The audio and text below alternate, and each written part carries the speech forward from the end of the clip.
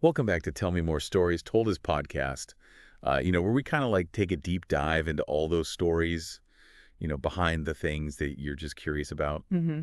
So today we're hitting the road, Yeah. going on a road trip Right. down memory lane and exploring the life and music of, who else? Bruce Springsteen.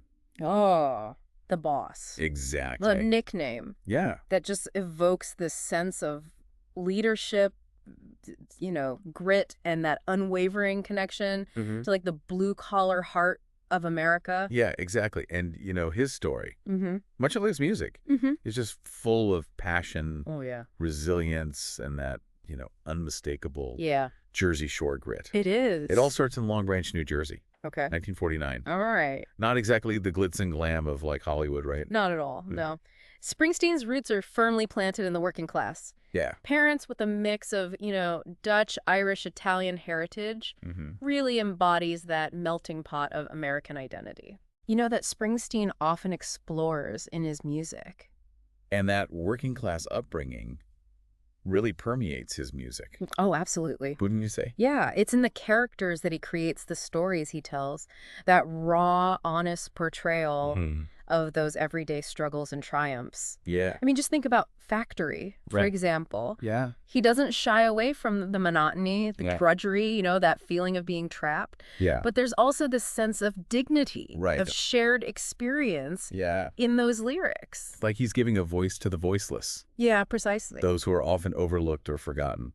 And what's interesting is how those early experiences, even the ones that might seem at odds with his later persona, really shaped his creative voice. Yeah. He attended Catholic school. Mhm. And while he admits to being a bit of a rebel, Right. he's also acknowledged the influence it had on his music. It's almost as if that tension, that push and pull between rebellion and tradition is woven into the fabric of his music. You can definitely see that. And Yeah. then, of course, there's the electrifying influence of, Elvis Presley and the Beatles. Yeah.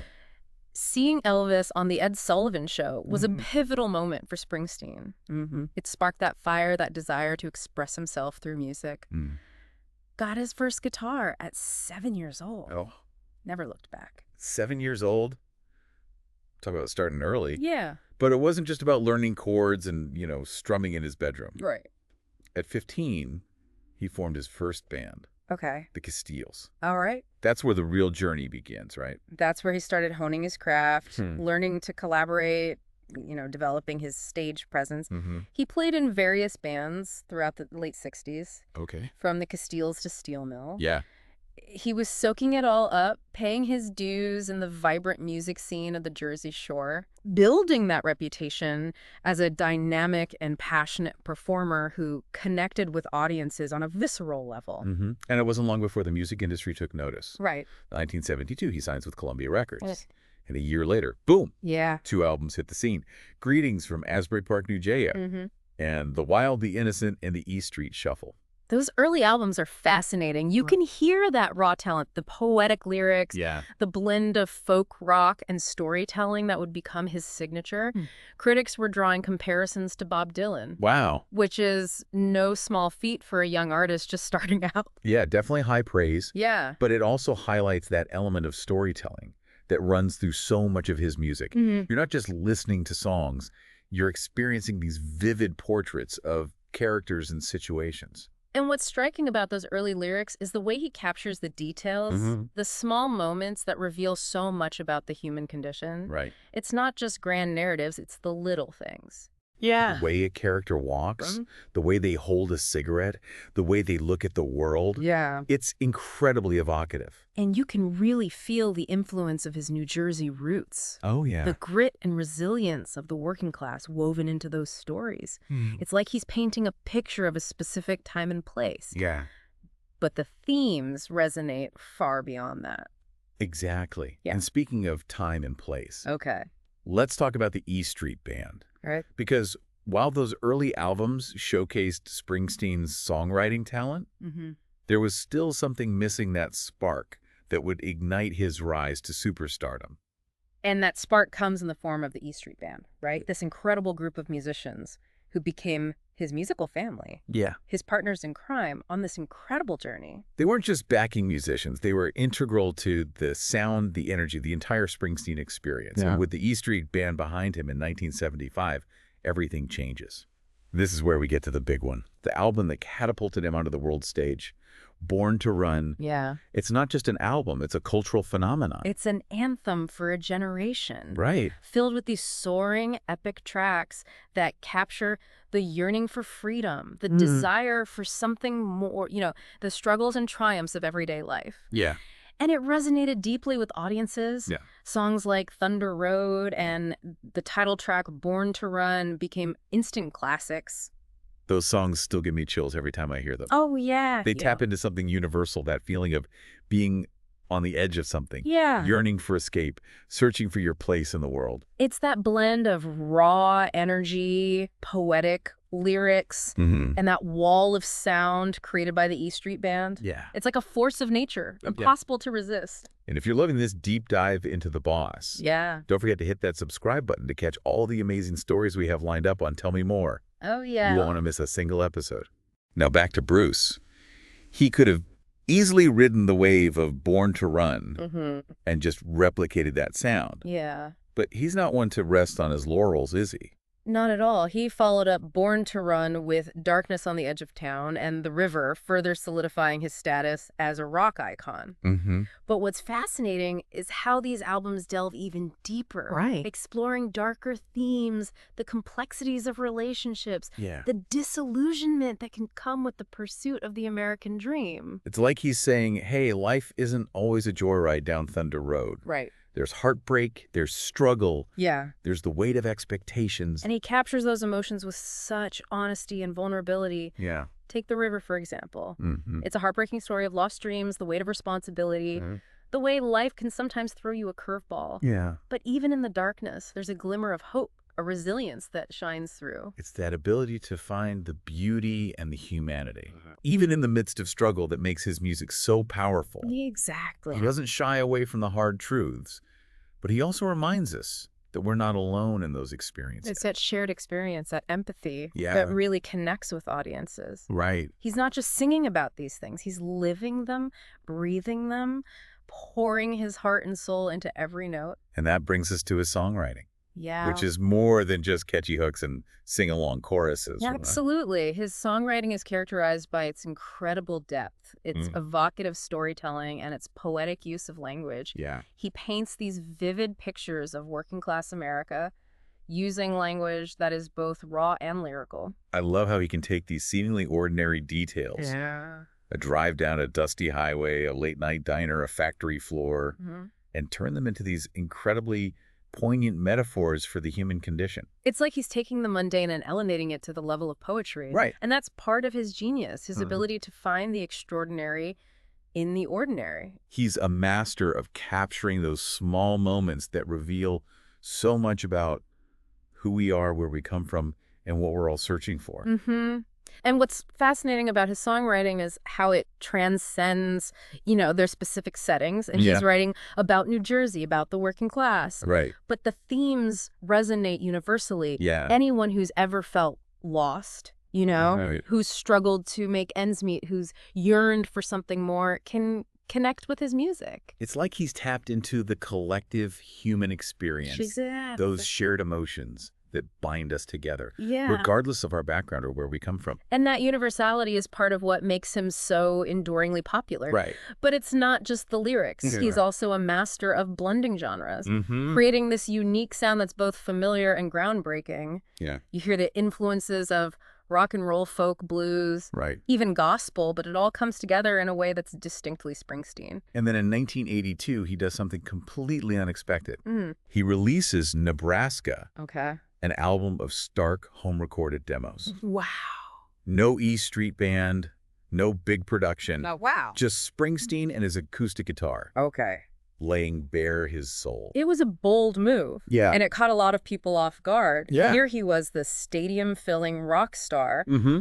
And he releases this incredibly intimate, almost fragile album. Right. It would have been easy to just stick with the formula that had brought him so much success. Yeah. But he followed his artistic instincts. And that artistic integrity is something that really shines through in his entire career, wouldn't you say? Absolutely. He's never been afraid to take risks, to experiment, to challenge himself and his audience. Right. And Nebraska is a perfect example of that. Yeah. It's a testament to the power of simplicity, of raw emotion, of stripping away all the bells and whistles and just letting the songs speak for themselves. And the songs on Nebraska are some of his most powerful and haunting. Oh, yeah. Atlantic City, Highway Patrolman, Mansion on the Hill. Right. These are stories filled with desperation, longing, and a sense of bleak beauty.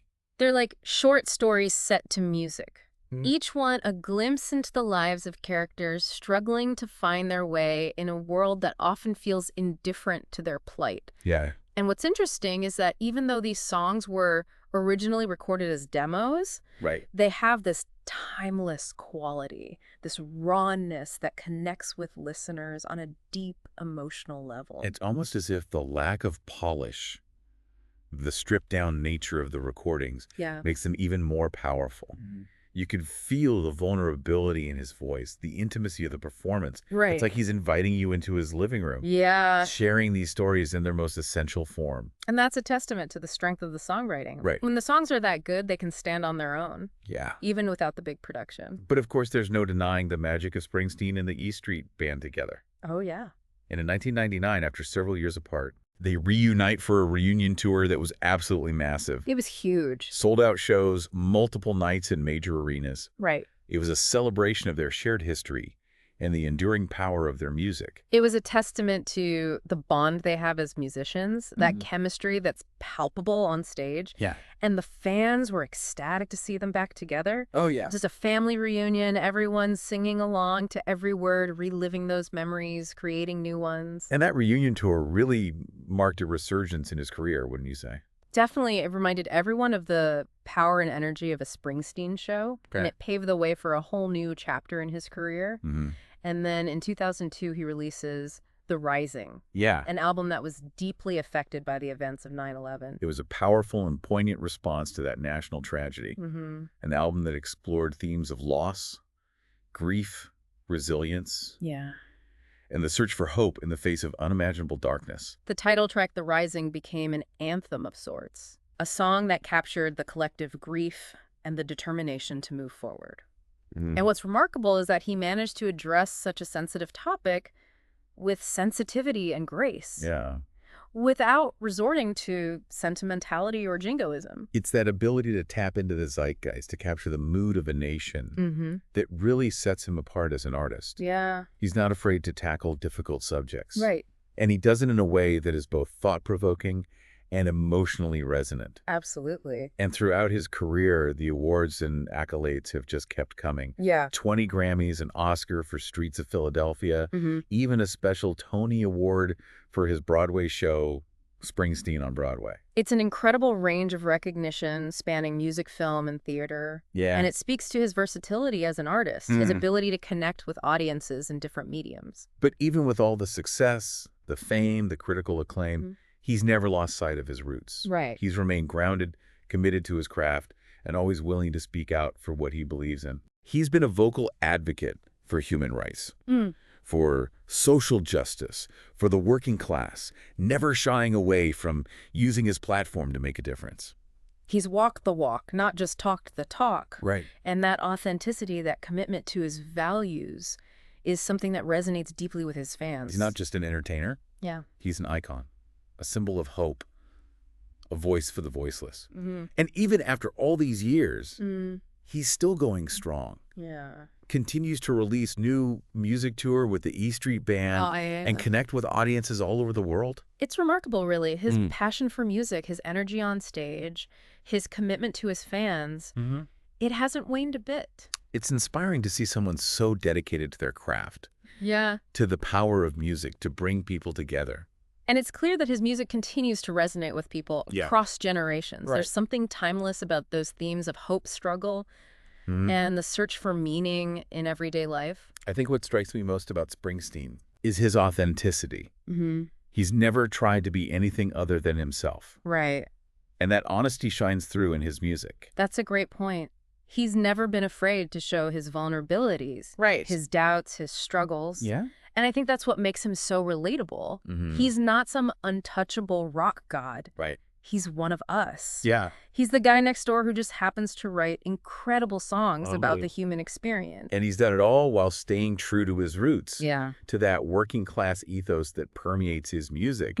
He's never forgotten where he came from. Right. And that gives his music a sense of integrity that's hard to find. Absolutely. And I think that's why his music continues to speak to us even decades later. Yeah. Because those themes are universal. They're part of the human experience. Whether you're a factory worker in New Jersey or a CEO in California, you can connect with the emotions, the stories, the struggles that he sings about. He's a master storyteller. Yeah. A poet of the everyday. He's a chronicler of the American dream and all its complexities. Right. And his music, with its blend of raw energy and heartfelt emotion, will continue to inspire and move us for generations to come.